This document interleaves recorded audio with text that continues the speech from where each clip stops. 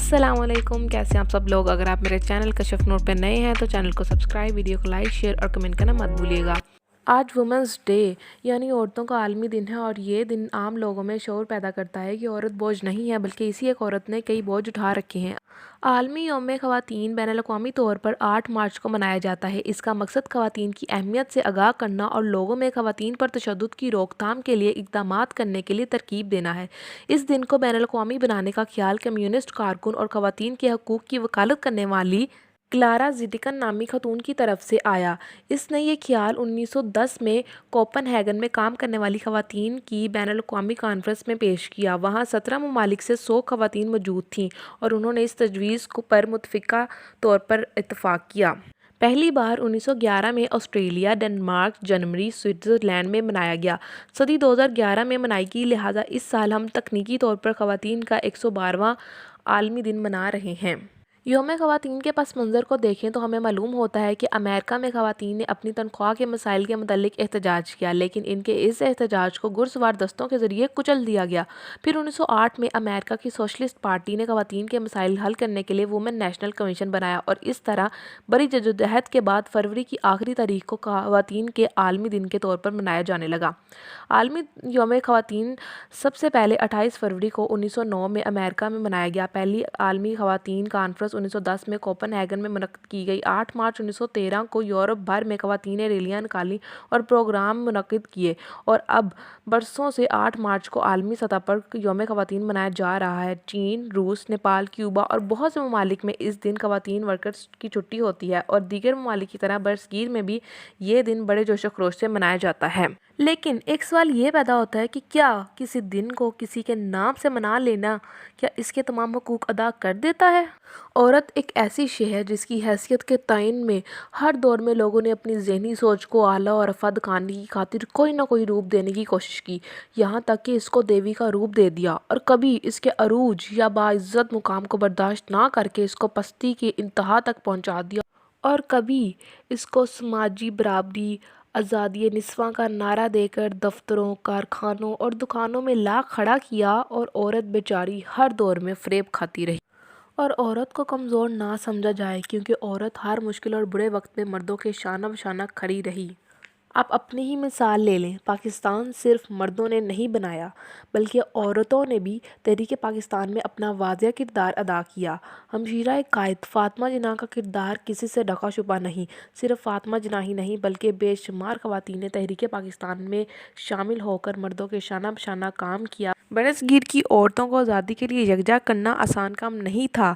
ये हमारी बहादुर और निडर ख़वातीन ने बड़ी खुश असलूबी से अंजाम दिया। तहरीक पाकिस्तान में सबसे पहला नाम ही औरत का आता है। फ़ातिमा सुगरा एक कम सुम 14 साल की बच्ची थीं। रात के अंधेरे में सेक्रेटरीट पर झंडा इन्हीं ने लहराया था। लेकिन ये दुनिया है ना, औरत को बुलंद मुकाम पर देख नहीं सकती, इसीलिए इस बच्ची को हरासा कर लिया गया और बेजुर्म कत्ल कर दिया गया।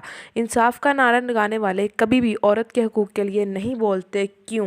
तहरीक पाकिस्तान के बाद भी पाकिस्तान की तमीर और तरक्की में ख़वातीन ने भरपूर किरदार अदा किया, जिनमें मादरे मिल्लत फ़ातिमा जिन्ना, रना लियाकत अली ख़ान, जिन्होंने ख़वातीन की आज़ादी और तरक्की में अपना किरदार अदा किया, मोहतरमा बल्कीस सीदी जो सैकड़ों बच्चों की माँ थीं, फ़ाइटर पायलट मरियम मुख्तार जो अपनी ट्रेनिंग के दौरान शहीद हो गईं, पहली लेफ्टिनेंट जनरल निगार जौहर जिन्होंने अपनी सारी ज़िंदगी पाकिस्तान के नाम पर कुर्बान कर दी, पहली governor state bank of Pakistan doctor Shamshad Akhtar, कम सुन 9 साल की उम्र में कंप्यूटर सॉफ्टवेयर का सर्टिफिकेट हासिल करने वाली अरफा करीम, कोहे पेमा समीना बेग जो 7 बड़े आज़मों की 7 बुलंद तरीन चोटियों पर पाकिस्तान का झंडा लहरा चुकी हैं और दुनिया की दूसरी बड़ी चोटी K2 पर भी पाकिस्तान का झंडा लहरा चुकी हैं, K2 को भी सर कर चुकी हैं।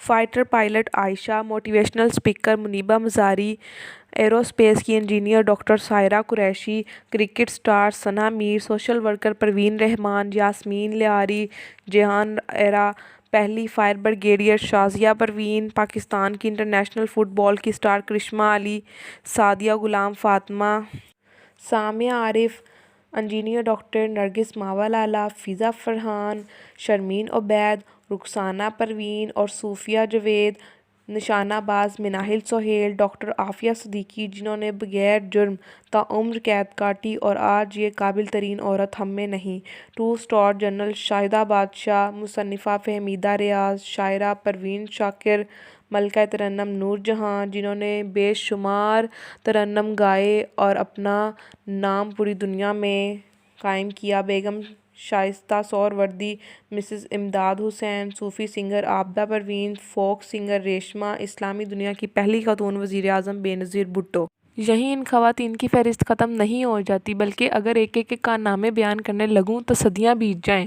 حقیقت میں اس کائنات کی ساری رعنائی اور خوبصورتی عورت کے وجود سے ہے، اسی لیے خداوند کریم نے اس کائنات میں مرد اور عورت کو اعلیٰ مقام عطا فرمایا، لیکن اسلام سے پہلے عورت کو کوئی مقام حاصل نہ تھا۔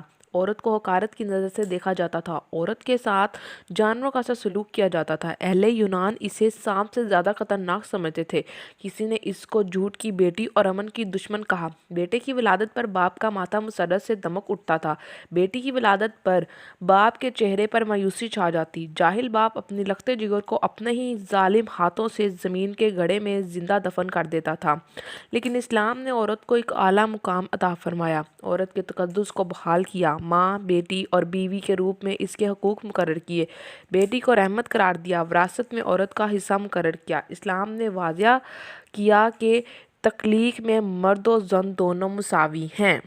قرآن و سنت دونوں میں ہی عورت کے ساتھ بہتر سلوک کی تلقین کی گئی ہے، ارشاد الہی ہے اور عورتوں کے ساتھ اچھا سلوک کرو۔ حضور صلی اللہ علیہ وسلم نے عورتوں کے ساتھ حسن سلوک سے پیش آنے کی تلقین فرمائی۔ آپ صلی اللہ علیہ وسلم کا ارشاد ہے، تم میں سے بہترین وہ ہے جو اپنے اہل کے حق میں بہتر ہو اور میں اپنے اہل خانہ کے حق میں بہتر ہوں۔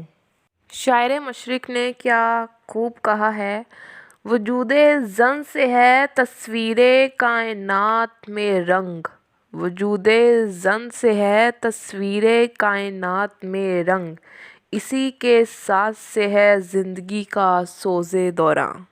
اس دن اکثر ممالک میں جامنی رنگ پہننا یا جامنی پینٹ چہروں پر لگایا جاتا ہے، یہ رنگ انصاف اور وقار کی نمائندگی کرتا ہے اور اس دن اس رنگ کا مقصد عورتوں کے ساتھ انصاف اور حسن سلوک سے پیش آنا ہوتا ہے۔